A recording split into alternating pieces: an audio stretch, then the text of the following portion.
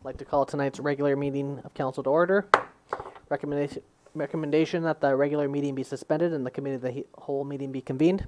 Moved by Councillor Randhawa, seconded by Councillor Ady. All those in favor? Motion is carried.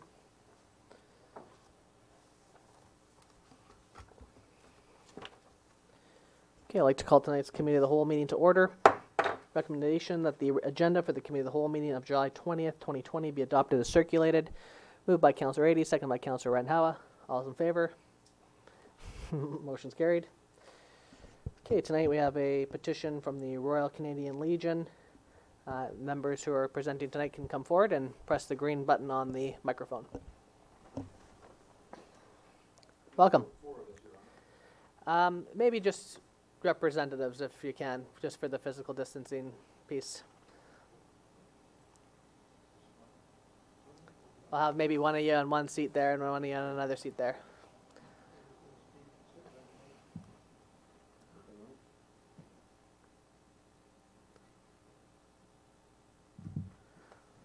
There you go. And then I'll have you hit the button on that microphone there. And you can probably pull it towards you as well there. And then just introduce yourselves and happy to hear your presentation. I wasn't sure, Mayor Brain, if there was a letter that was circulated. I was sure that your council members have got. Yep. Okay, got. Absolutely. I got the same letter, so I just want to be sure we got the same one. Absolutely. So anyways, my name is Toby Jelsvik, and I'm the Secretary of Branch 27. We have three executive members with us. Bernie Alexander, who is the Vice President of the branch. We have, what's your name again? Cal Sandu. Cal Sandu is an executive member, and Terry Collins as an executive member as well. Great. Welcome. So would it be proper to read the letter into this However thing? way you feel like. Well, if you guys have got it and you've read it, you know why we're here. Yeah, so maybe you can express some of the concerns that you're having, and we can help answer those questions best we can. Okay. Well, in regards to the letter, this is the location behind the old Daily News in the alley, where the Maytag used to be, and the where they are currently now. Rupert Wood and Steel have the building there now, I understand.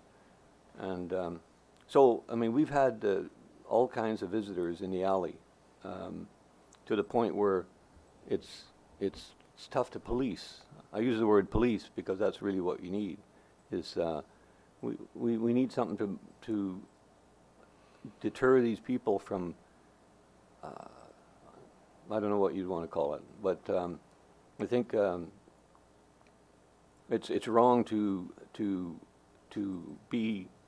It's wrong to be trying to create another problem for us for our members in regards to, and they're not all spring chickens. I mean, these people are served their time, a lot of them, and they're they're old, and so we were looking just to see what could be done in order to get away from this. I mean, it's unacceptable behavior. If it was us that took a group of the Legion guys out and went in somebody's alley or their property and did what these people do, I would expect the same for us. I mean, we we're just trying to continue and look after our members and their services, and nobody gets paid. And so it gets frustrating when you see this kind of activity goes unpoliced. So I don't know. I don't know how you fix it. All I know is it can't go on like it's going, and that's why we're here, is to see what might be some suggestions. I've heard some talk of possibly like portable toilets and some things like that put in the alleyway, and I don't know where that sits, if that's true, but I believe a couple of our members have requested something like that, and because that's a problem too. I mean, these people don't have a place to go to, and but it's not right to burden us to look after the alley to the extent where there's garbage and everything else is thrown over there, and like I say, they use it as an outhouse, and I don't like to say that kind of stuff, but I mean, it's unfortunate that we've come to this, and so I don't want to ramble on and on, but that's the predicament. and a predicament that I think is very unfair and it's not satisfactory or acceptable to the branch members of Branch 27. So, go ahead. Yeah, well, thank you for coming forward. We appreciate you guys airing your concerns, and also thank you for your service. My grandfather was a member of the Legion for many, many years. Nick Pavlikis, I'm not sure if you know who he I is. sure do, yeah. But yeah, so, you know, and we're always attending your events at the Remembrance Day and things like that. So we do appreciate everything you guys do for the community, and you know, we do take these concerns seriously and to heart. You know, obviously, we work with BC Housing and the province, who have a mandate when it comes to the homeless population in the community, the vulnerable population, and we do our best to partner with them to see if we can create a situation where everyone's getting their needs met. Obviously, you know, this is a community-wide issue that we all are responsible for. In the interim, the Fisherman's Hall building was put up as a temporary location for a shelter. As you know, though, it's only open between, I believe, 8 a.m. or they have to be out at 8 a.m. and they can go back in at 4:30. But you may be aware that the Raffles Inn has been purchased by the BC government and is going through about $11+ million upgrade under 2 phases to fully upgrade the Raffles into a 24-hour-a-day, 7-day-a-week facility where folks can be there all day, all night type of thing. And I know that that's underway right now. In terms of our role, you know, we've had staff come and do cleanup and things like that, and my understanding that you have been trying to chat with the RCMP, that type of thing. There are washrooms behind a wash station behind the Fisherman's Hall right now that has showers and things like that and bathrooms. I didn't know that. However, obviously, you know, this type of behavior happens, unfortunately. But I think we're working with the province as best as we can to try to accelerate the Raffles renovations, and I think the big solution here will be having a place to be during the daytime and not have to be out during the daytime, and I think that'll be a big remedy for the community. Right. The only other thing to add to that is we've both used the word homeless. They're not all homeless. Not all are homeless. Right. That's You want? what I wanted to add was that we're blaming it on the homeless. It is not the homeless that are coming back and partying behind the Legion. Like last Friday night, there were about 12 kids there. Half of them I know were not old enough, and they were close together. They weren't apart.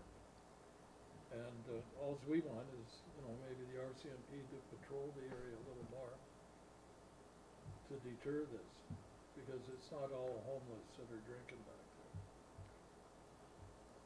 Okay, well, we really appreciate you guys bringing that forward, and we're working the best we can to alleviate the concerns. And you know, everyone's human. We're all trying to work to do the best we can, of course. And I know that your concerns are genuine and for the best for everybody, and we believe that as well. So we'll do what we can to help alleviate that situation.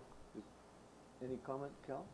Well, maybe give us an update in the future how things are progressing and in what direction and what remedies have been sought. Yeah, so we'll, you know, mainly that's through BC Housing in the province, and the MLA's office is the lead on those projects. So we, you know, facilitate as best we can, but ultimately the jurisdiction is within the provincial government around that particular project. So it's the police that, is that what you're saying? The police are the ones that would curtail those things happening? My understand the question was around the project for Raffles, is what I was. I see. That was I was referring to. Thank you for your suggestion, and we will reach out to the RCMP. Thank you. One last point, the Daily News is a vacant building. And because it's a vacant building, that opportunity affords itself. They use it as a bit of an overhang, and if it's not raining, they're there. That could be 6 days a week, 5 days a week. If it's not raining, it's full of people. So maybe correspondence to the proprietors over there to help assist the situation. Thanks. Would be appreciated. They might be able to fence it off. You know, I don't know, but No, but you're, I'll search it. no, Cal's right. And the other thing too, one day the building gets torched. I mean, I wouldn't want to be living in it or even near that place then if it's going to be something like that, because you don't know people can do. Well, you see what people can do, but I mean, I wouldn't wish that on anybody, but I think, I mean, that could happen. Maybe Rupert Wood and Steel need to put some fencing around the thing to at least alleviate their problem too. We're gonna go see them actually and just remind them they should come and take a look when the activities are happening, you know. Well, Yeah. thanks. One other thing is that, in the last year, there's been 3 stabbings back in that alley. And that's why we want the RCMP to, patrol it a little more. Well, we'll have the staff reach out to the RCMP. In the Yeah, no, that's meantime, good. we have a process around a long-term plan, which the province is working on, and hopefully that'll alleviate some of that situation as well. No, like I say, we're supporting the veterans of Prince Rupert. I mean, we're not here to cause trouble for anybody. It's not a acceptable position to be in for us in trying to deal with it, and we want to hit up the right people that could help us assist, and so we can get rid of this issue, you know. But Our president, she, commented that she would like to see these people, instead of the RCMP going back there and tell them to spill out their beer and leave, to start charging them. I mean, when I was growing up, we couldn't get away with anything like that. No, that's right, yeah. And that's what we talked about the other day, her and I. Because it is breaking the law, really, when you think of it. People sitting outside there on somebody else's property drinking and smoking and dope, and we've seen it all, man. Then you gotta go and grab a shovel and clean up the waste that they have back there. I mean, Yeah, that's awful. don't make my day. No, that's awful. Nobody should be expected to do that. Okay. Okay, thank We- you very much we for your thank you time. for your time. Yeah, absolutely. You guys have a great evening. Thank you. Thank you.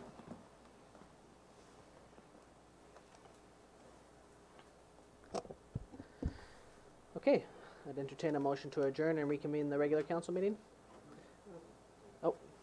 Oh, you want to come forward? Yeah, go ahead.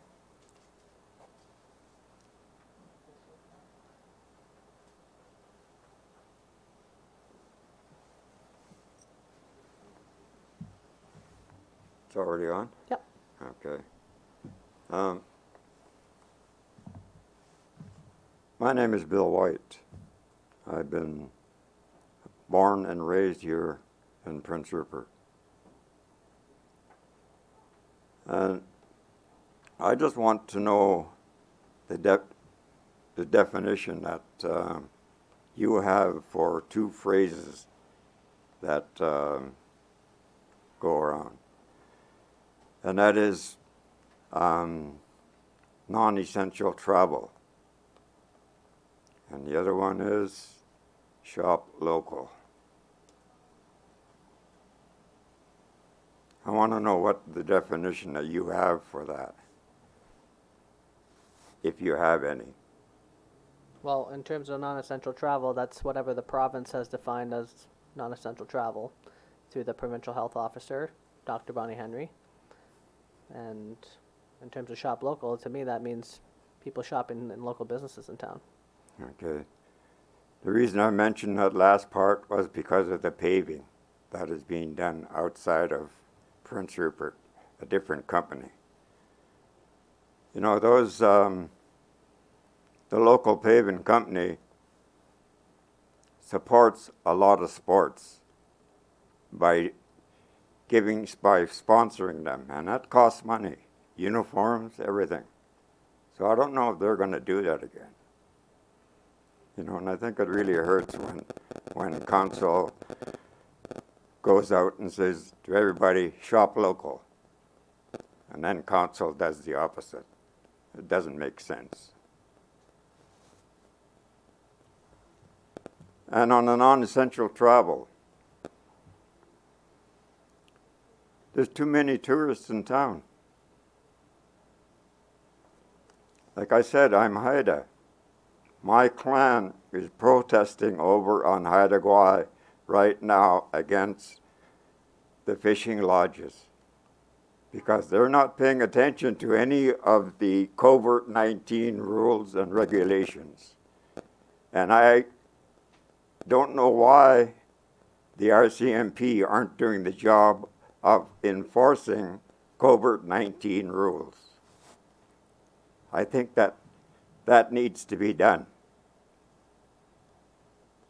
All these people that are coming into town here, you go down to Rushbrook, George Hills Way,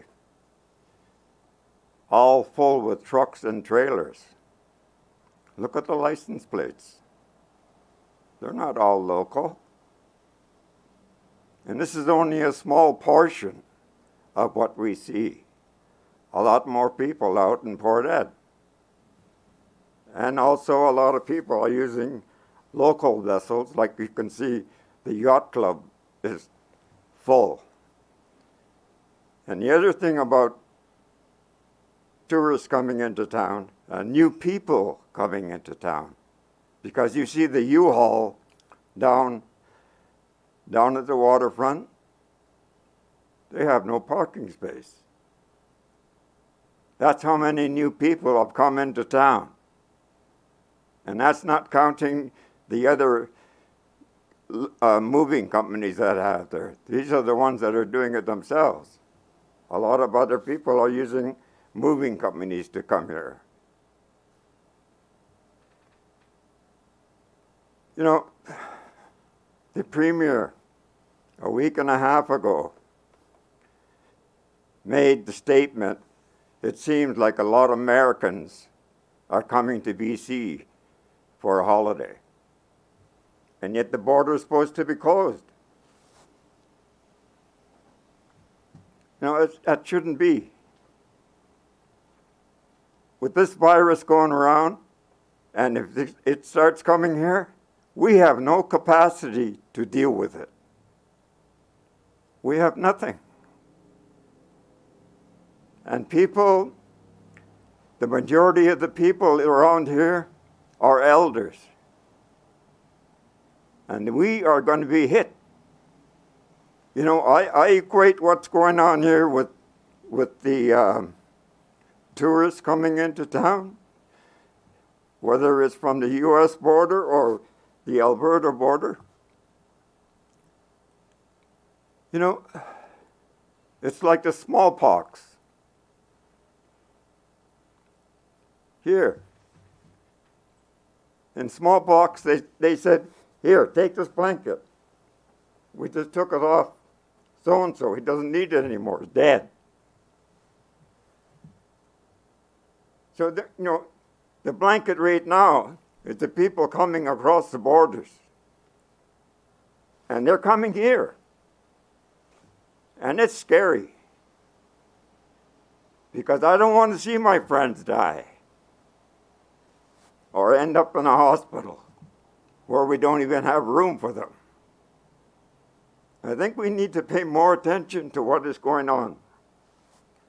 And these people that are coming into BC, and if they are lying about where they're going. They say they're going to Alaska, but there's no checkpoint for them to check into to see if they've gone that far. It takes so long to go from A to B. And it should be, if they're not there, something should be done. I don't want to get sick, and I don't want to see anybody else get sick. But it's scary watching all this action outside. I drive taxi, so I see it. And I think the only thing that changes the definition of the two things I ask you is money. As soon as money comes into play, oh, you can do anything.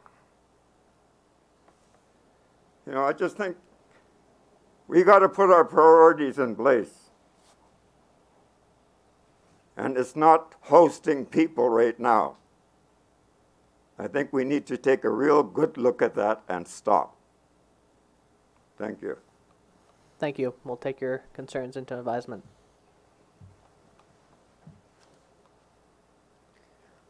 Okay, is there anyone else who'd like to come forward? Okay, I'll entertain a motion to adjourn and reconvene the regular council meeting. Moved by Councillor Skelton Morvan, seconded by Councillor Niche. All those in favor? Motion's carried.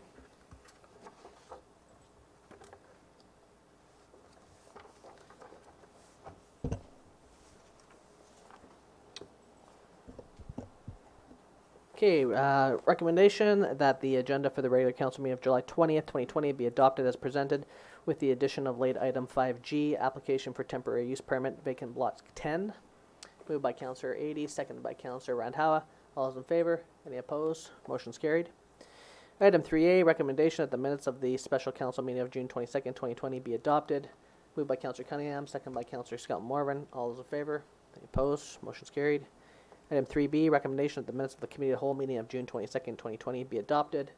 Moved by Councillor Cunningham, second by Councillor Niche. All those in favor? Any opposed? Motion's carried. And item 3C, recommendation that the minutes of the regular council meeting of June 22nd, 2020 be adopted. Moved by Councillor Randhawa, seconded by Councillor 80. All those in favor? Any opposed? Motion's carried. Item 4A, report from our Chief Financial Officer regarding the May 2020 financial variance report. Thank you. In regards to the end of May, in general, revenues and expenses continue to perform as expected given the COVID-19 pandemic and the transition to essential services provision only. Performance is similar to that in last month's report. The coming months will prove whether the savings some departments have been able to achieve will cover some of the revenue losses experienced prior to the resumption of those departments' services. Roads expenditures is higher this year compared to last, although it is in line with the previous 2 years. So far in 2020, we had more winter, snow, ice clearing, and sanding than in 2019, and we also conducted quite a bit of pothole repair. May's report reflects where we were at with capital projects. As the construction season progresses, costs will be captured as work is completed. As of right now, the water dam is 15% complete, and we've recently put an RFP on BC Bid for the cell creation section of the new landfill cell. The alternate approval process for the budgeted long-term loans for those two specific projects is ending on Friday of this week, and that concludes my report. Thank you. Next, we have a report from the Chief Financial Officer regarding the delaying of the tax sale and extending the redemption period in response to the COVID-19 pandemic. Thank you. In the spring, the Minister of Municipal Affairs and Housing and the Minister of Finance announced the ability for a council to delay the legislated annual tax sale as a response to the COVID-19 pandemic. Additionally, council can extend the redemption period for those properties sold in 2019. The delay for both is 1 year to September 2021. This would require a bylaw to enact the delay. Council has been provided within the report to Council the metrics compared to the prior year, which include less properties in delinquency than last year. 50% of those in delinquency this year were also in delinquency last year. Of the total in delinquency in 2019, 5 properties, or 7%, actually went to tax sale, and 2 of those properties have already been redeemed. The benefit to a delinquent property owner of council choosing to delay the tax sale by 1 year is that no property will be sold at auction in September of this year. This would give them 1 additional year to pay their 2018 taxes. The downside to a delinquent property owner of not paying the 2018 taxes by the end of this year is that the delay in the tax sale would mean that they would actually need to pay up to 2 years' worth of taxes, which would be 2018 and 2019, to avoid the tax sale in September of 2021. By delaying to 2021, those that cannot pay the delinquent taxes by the tax sale date will then need to come up with 4 years' worth of taxes by September 2022, 1 year later.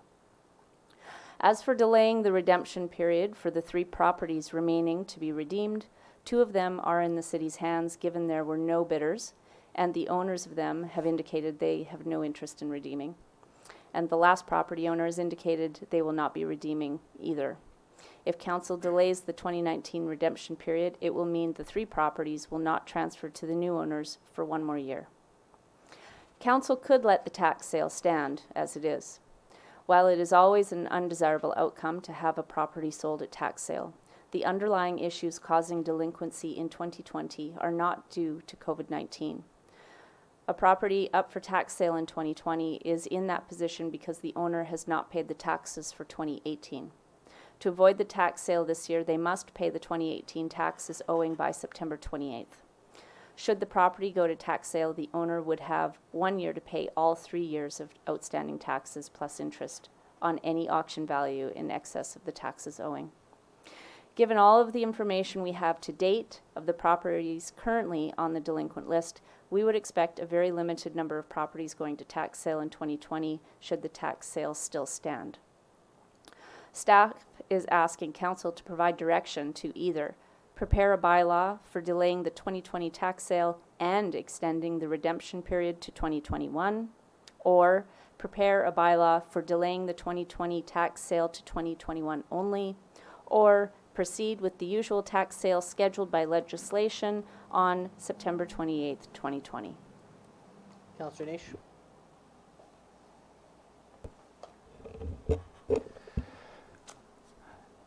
Thinking about this, you know, people that are in this position with their houses being sold on tax sale, you know, the government giving us this option because of COVID, to me, there is no difference because these people were in this predicament before COVID. So whatever reasons they didn't pay their property taxes, it's not COVID related. To be on the tax sale, you have had to not pay your taxes for 2 years. Another person that it can affect, it would be somebody that actually has bid on these properties. If they bid on them and all of a sudden they have to wait 1 more year for them to return their money, it's a financial burden to someone who's invested in a property also.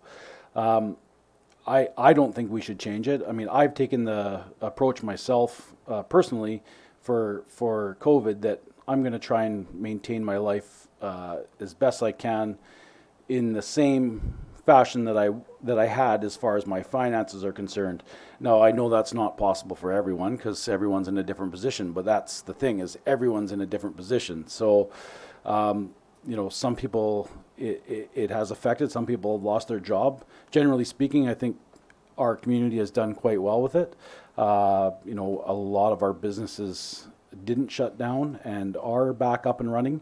Not to say that that's going to be the case moving forward, but I think that as far as the city is concerned, I think we should stay in the same, try and stay consistent, because anytime we start changing it now, like Ms. Baumann had said, now someone will have to come up with 3 years of taxes. If they are already 2 years behind and having to come up another year, to me it's already to the point where it's going to happen regardless of whether we delay that sale or not. So I'm in favor of just continuing as normal and keeping the sale as we would normally do it in September. Do you want to make a motion? I'll make that a motion. Any seconders? Second by Councillor Adie. Councillor Cunningham.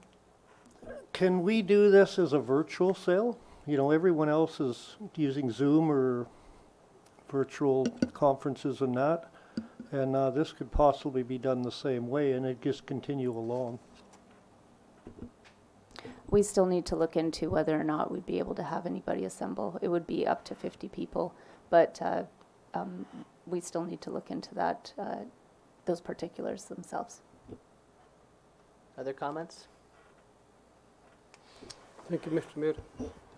Yeah, I'm in favor of the resolution, and I think we should give break to our community members, because lots of people lost their jobs and they can't pay taxes, and so like other municipalities, they gave break to their people, and I think this is a good way to help them out.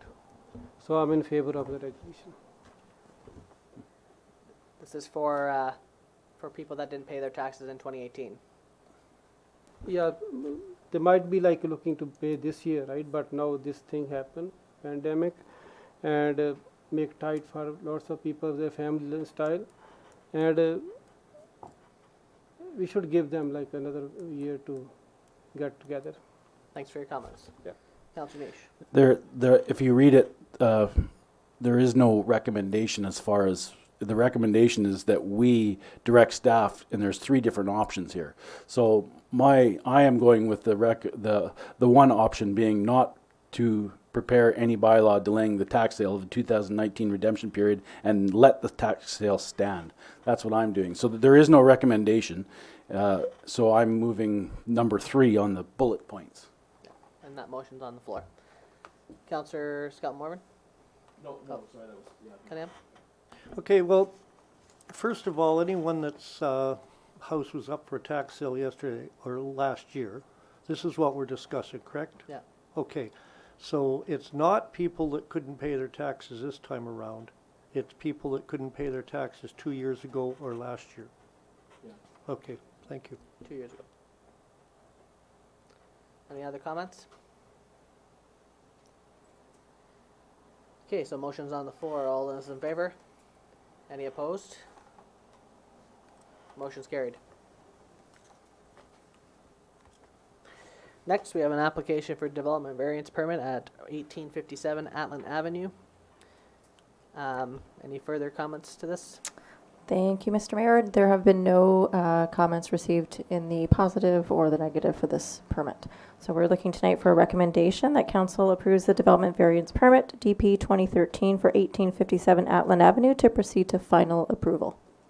Great, thank you. So moved by Councillor Scott Morvan, second by Councillor Niche, that the mayor and council approve the development and variance permit number DP 2013 for 1857 Atlant Avenue to proceed to final approval. All those in favor? Any opposed?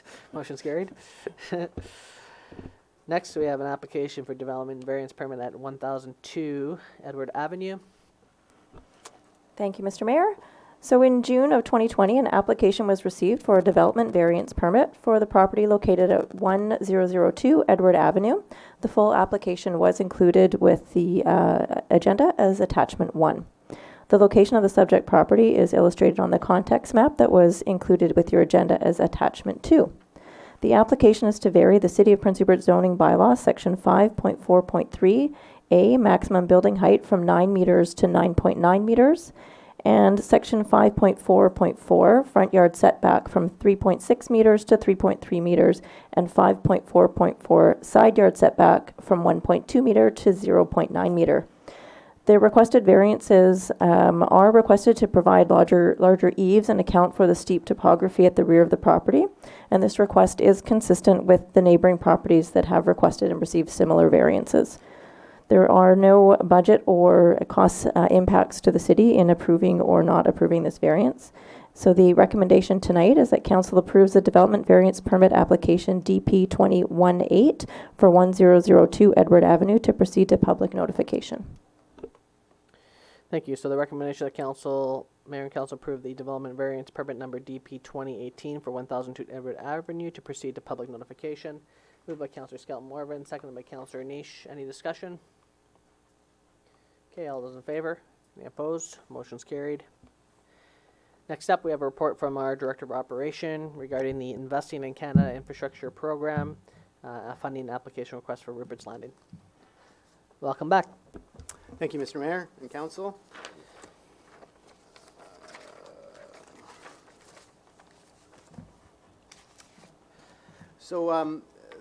Staff have a recommendation that Mayor and Council pass a resolution to support staff in application for grant funding with ISIP, the Rural and Northern Substream and Community Culture Recreation Streams for the Rupert's Landing project. So as Council and everyone is aware, Rupert's Landing is down at the waterfront. It's a new development of a multifaceted marine terminal with a marina. It will be the location of our new airport ferry, and will be the relocation and capacity to house the new Gitsala ferry in partnership, and that was announced during the 2030 redesigned Rupert Vision. At this time, there's no budget or implications, as we need to achieve the grants in order to complete the project, so we're unsure what those cost implications are. The resolution, as I need it to read for the grant, I can read that out if council wishes. We have it here. That's Okay. Yeah. So it is quite a lengthy resolution, but it is required for grant application. These grants are for several $1 million, so we are hoping to get them, and we are working with the government in trying to secure this funding to help the project move forward. Thank you. Thank you. Okay, so the recommendation is that Mayor and Council pass a resolution to support the staff application for grant funding through the ICIP, Rural and Northern Substream and Community Culture and Recreation Stream for initiation of the Rupert's Landing project, and that Council resolve to authorize staff to submit an application for grant funding for the airport ferry relocation project through the Investing in Canada Infrastructure Program, Rural and Northern Communities, and supports the project and commits to funding the remaining share of the project, as well as cost overruns, and that Council resolves to authorize staff to submit an application for grant funding for Rupert's Landing Breakwater Project through the Investing in Canada Infrastructure Program, Community Culture and Recreation, and supports the project and commits to funding the remaining share of the project, as well as cost overruns. So moved by Councillor Randhawa, seconded by Councillor Ady. Discussion? I just have a question, Mr. Mayor. Yeah, go ahead. I understand that the name Rupert's Landing obviously came from the planning partnership work that was done a couple of years ago around that waterfront redevelopment concept, and I know it was picked up then by the provincial government in their contract language of the grant that they gave to us and Kit Catla for this job. But I'm wondering, just given the nature of our project partner and the potentially powerful symbolism of kind of a key landmark and new waterfront development, if this doesn't present the perfect opportunity for us to incorporate Smelliak Kosimshian into the name. And so my question is that name set in stone, or is it simply the shorthand for these grant applications just for continuity from the original concept development? I don't think there's anything necessarily set in stone. I think that discussion actually came up a couple times as well, so I think that's easily explored. Okay, that's great to hear, because I don't mean to sound disrespectful to the namesake of our city. I just think naming another thing after Prince Rupert in the year 2020 seems a little bit ludicrous to me, especially given whose territory this development is taking place on. Yeah, I think that can easily be discussed with our partners there. I don't see that as an issue whatsoever. So thanks for bringing that up, Councillor Moreau. Councillor Cunningham? Okay, a couple things concern me. I'm all for Rupert's Landing, or whatever we're going to name it in the future. I like what Councillor Moreau just said. But it says fund the remaining cost of the project and overruns. Do we have any idea how much that's going to be, seeing as the city's in a quite tight financial situation right now? And has this been budgeted for? Because if it hasn't been budgeted for, I'd be interested. So at this time, we do not have the full cost implications of the project. It all depends on the number of attributes that we put as part of the project. So the city has some attributes that we want to bring to the project, which is our airport ferry and just some redevelopment of some park space. But also we're looking at partnering, or we are partnering with Gitsala and their ferry. So there will be a complement coming in from their organization into the city that will fund part of their attributes that they're looking for. So we haven't fully detailed that out yet for a full cost. Okay, and how much time is this going to add for our ferry leaving there and getting to the airport? Do you have any idea? Not at this time, no. Because the one thing that concerns me right now is we've got 25, 30, even 40% of travelers coming from Prince Rupert going to Terrace, because it's faster to fly out of Terrace than here. And if we're adding time to go from here to the airport and back again, it might be detrimental to our airport from a point of passengers. Well, I can answer that. It would actually, long term, it's going to be quicker, because the challenge right now is the rail line that's in front of our ferry right now with DP World backing trains up and forward. There are times where that rail line is over occupied for a serious amount of time, and people are having to wait to get the bus through. So that is probably just going to increase in terms of busyness. So moving the airport ferry out of that location would alleviate the train traffic issue that that ferry is going to be facing long term. So ultimately, it's a better efficiency, and we also get efficiencies by partnering with Kikala and having the one shared dock type of thing there. So, and a new greeting area of the town. The idea is that that's where people come in, and there's a new greeting of the town, a new central location into the new downtown, and it creates a better tourist experience as well for the community. And as you know, the bulk of the project is funded through grants, through provincial grants with us and Gitsala and stuff like that.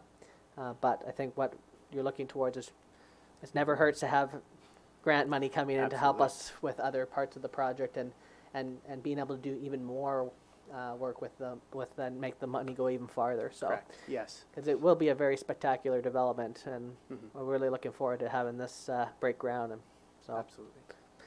Councillor 80. Yeah, I just think we may be kind of getting a little off track, because to me, the issue is not whether we're going to do this development. We've already entered into an agreement to do it. There's loads of good reasons why we should do it. I think what we're talking about here is whether to apply for a grant that will help us with it. And I think the question before us is that simple. Yeah. So, and I would be in favor of that. I do want to just briefly add my agreement with Councillor Moreau's Suggestions?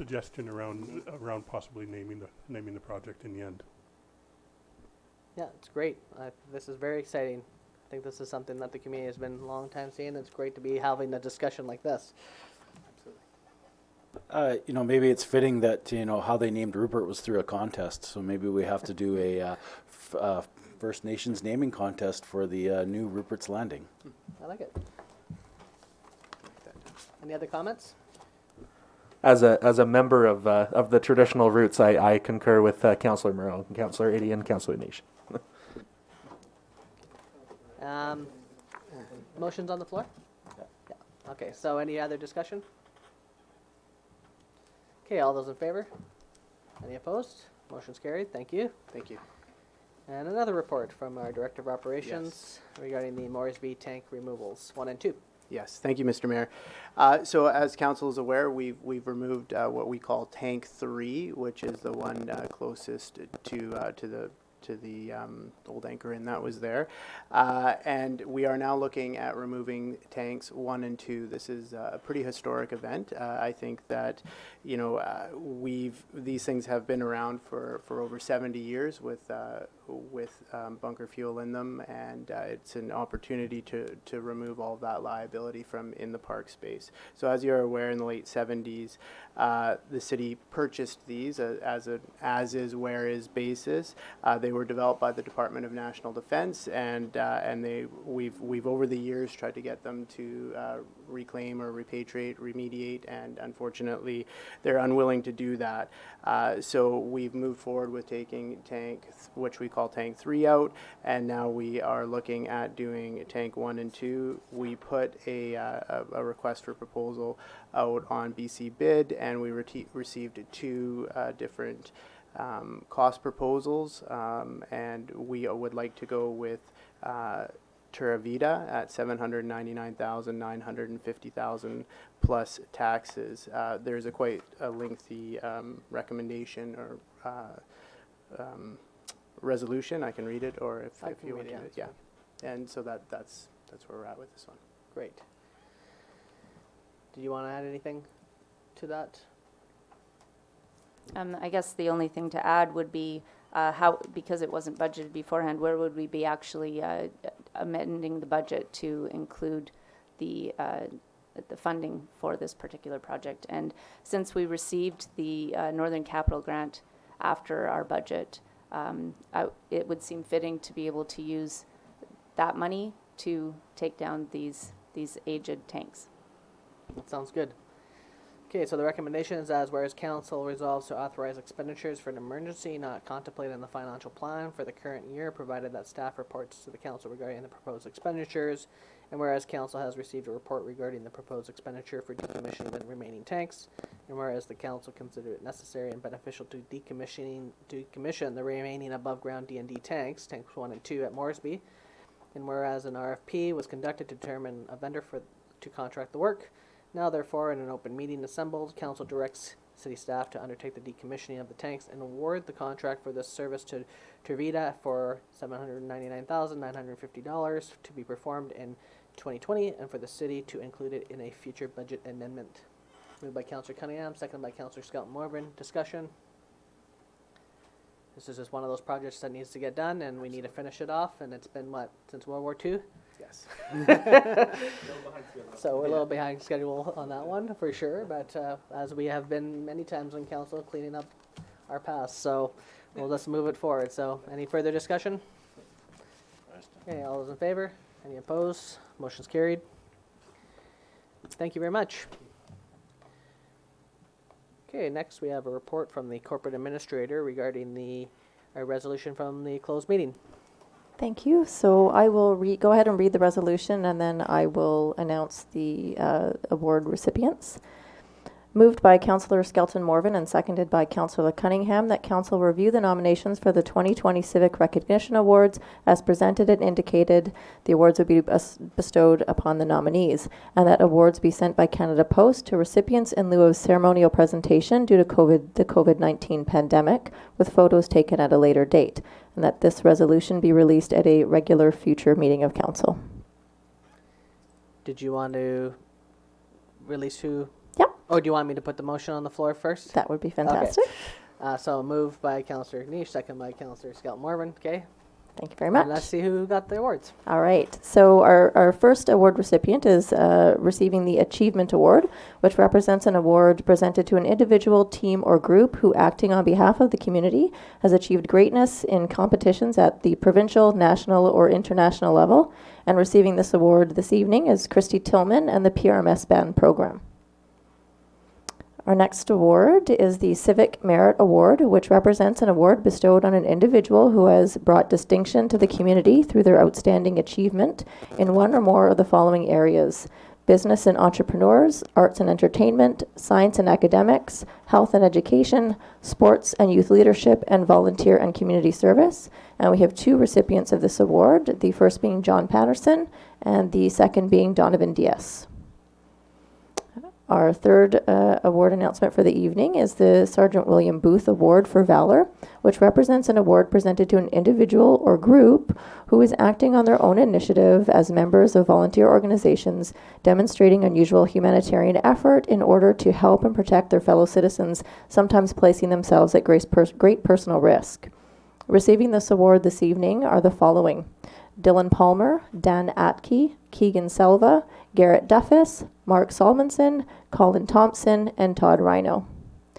And our final award of the evening is the Freedom of the City Award, which represents the highest honor that the city can bestow on an individual of or unit of the Armed Forces of Canada or another nation in accordance with Section 158 of the Community Charter.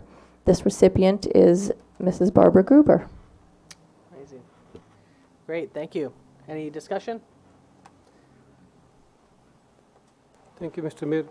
So as we could not present on Canada Day this year, so I was wondering if we can put these names on our website and local papers, so people don't listening to today meeting, they can see who is getting awards. Yeah, absolutely. And I think we're going to at some point do a photo and put them on social media as well with them. Just realized too that we've already moved this in close, so we don't need to actually have a resolution to it, but we can vote on it again in public if we'd like. But any other discussion? Just to thank the various people that have been named in their various capacities and activities for the contributions they've made. It helps make us a better community. Yeah, absolutely. Okay, well, friendly amendment to withdraw the motion off the floor then. Okay. Yeah, we'll get those awards out, and then we'll get some photos taken at some point, and we'll get them up on social media, and congratulations to all the recipients. Okay, next we have a application for a temporary use permit at Vacant Block 10.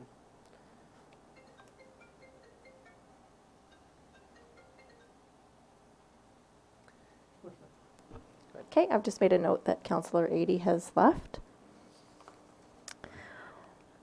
All right, in July of 2020, an application was received for a temporary use permit for the property located at Vacant Block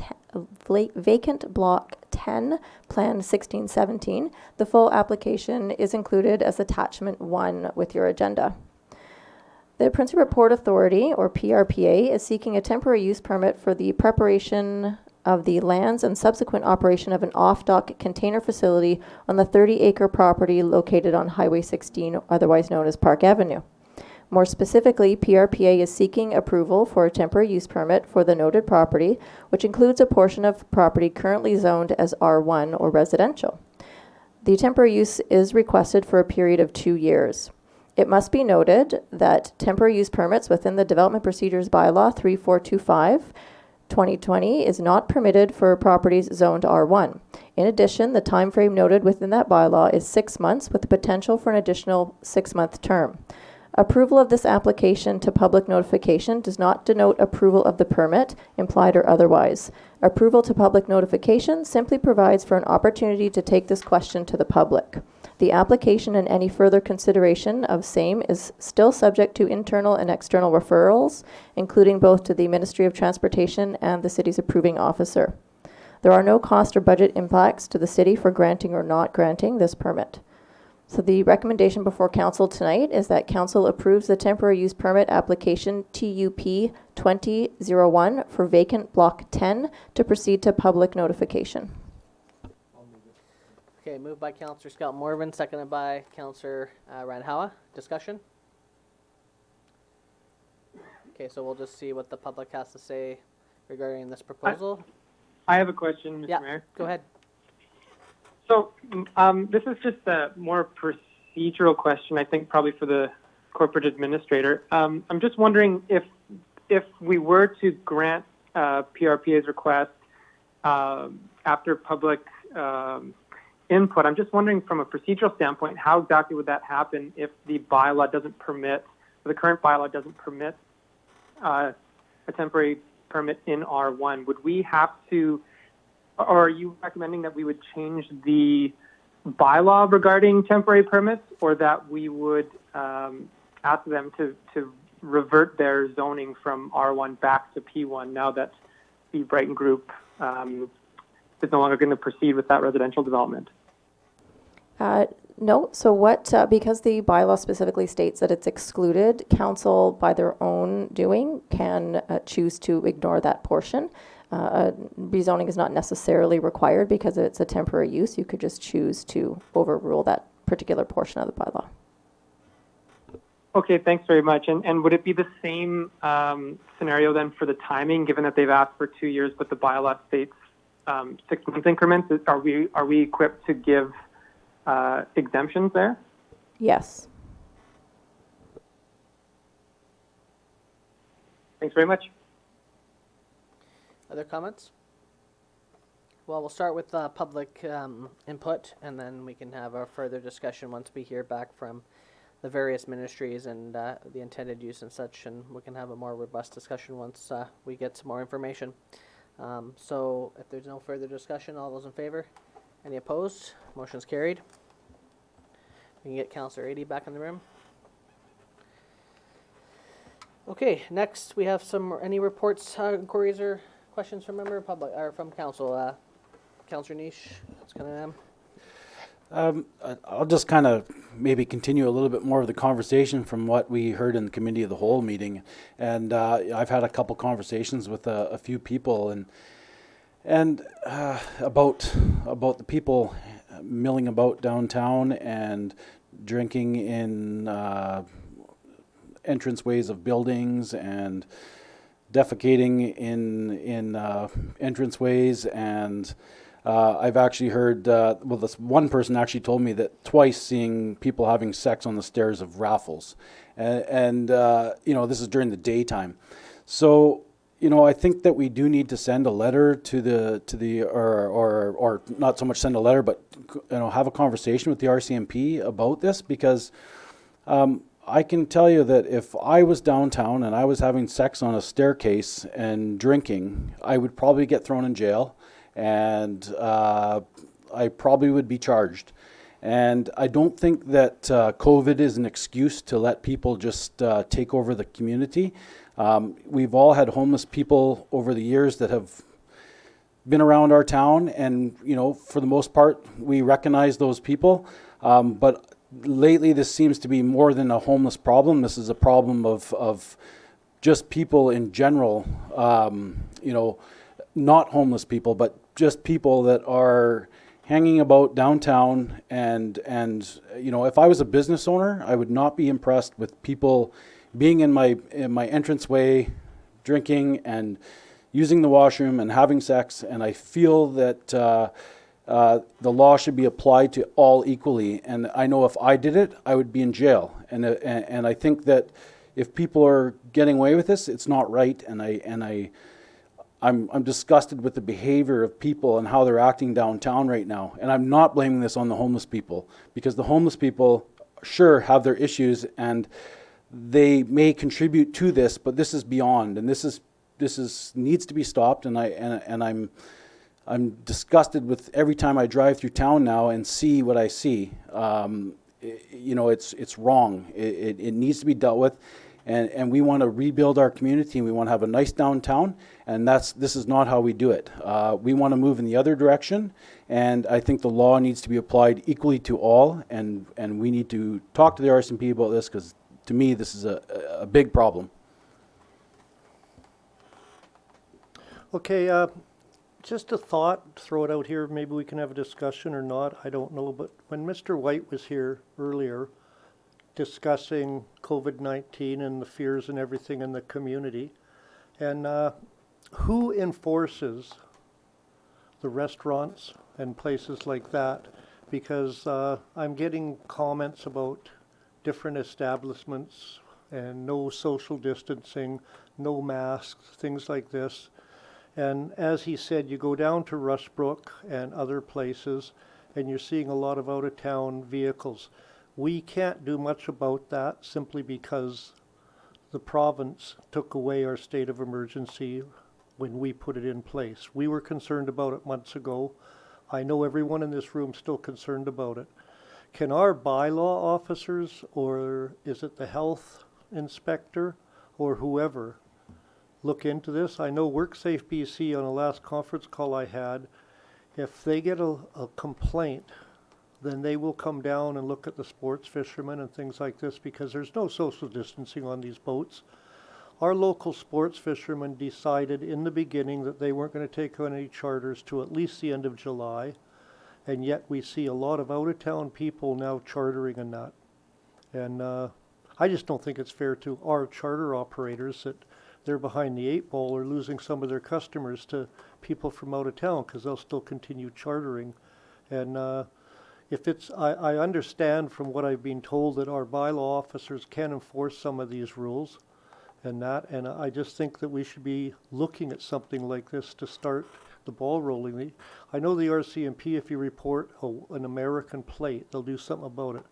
But Alberta, right now, unless the province says no interprovincial travel, our hands are tied, unfortunately. But I would like to see people not so complacent in town about this. I'd like to see people taking it seriously. We've been lucky so far, but 1 or 2 cases in this town right now, and like he said, that'll be our blanket. It'll run through this town because people are so complacent about it and not worried. And I just don't know what the answer to it is, but that's why I'd say I'd like to throw it out the floor. But there should be some sort of enforcement somewhere, whether it's WorkSafe BC or bylaw officer or whoever, but just a thought. No, Rosa, sorry, and then, yeah, sorry. I'll just to comment on that. Our office has been in contact with the public health office. They are very responsive with respect to any concerns that people may have with respect to the public health orders and ministerial orders.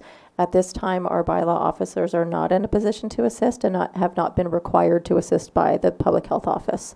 But they are responsive. If anyone has any concerns, they're more than welcome to call the office and leave their information.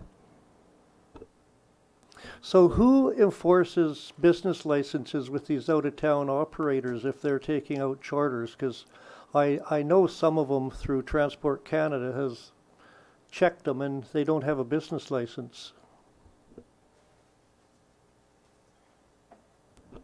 If there are people operating a business within the municipality that do not have a business license, please contact City Hall and we will look into it. We have no control over what happens in federal waters, but we can certainly look into the business license issue. Well, if they're picking up their customers in Prince Rupert at one of our docks, then I think they're conducting a business in Prince Rupert, not in federal waters. They're taking the customer from Prince Rupert out and then returning them, and these customers are staying in the community. They're not leaving right away. You know, I've gone into Safeway and Overweighty and seen 2-3 Alberta plates in there and things like that.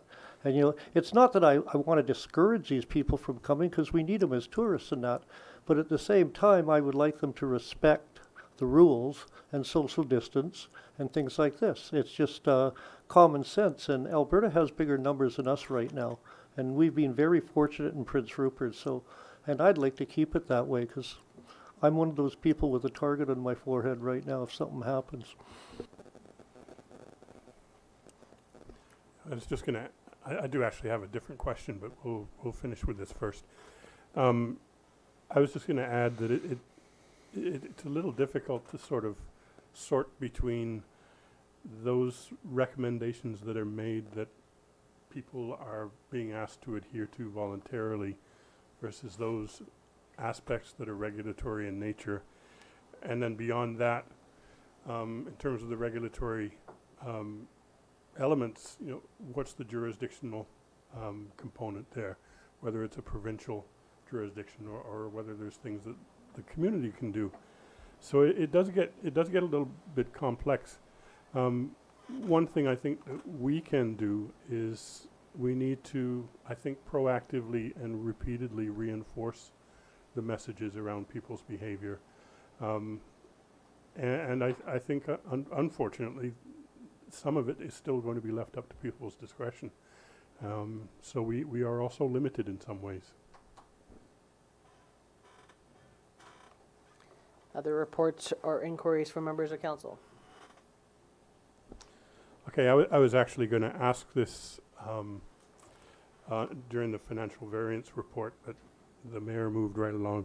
Oh, sorry. So I'll ask it in a slightly more general sense. Just on the in the opening statement on your report, it talked about the fact that we lost revenues to some of our revenue generators, such as the airport ferry and marina, the recreation, the transit, and so on. I guess my question is, where are some of those revenue generators at in the context of slowly moving towards reopening? So what I guess I'm asking is, what are the levels of activity at the moment in some of those areas?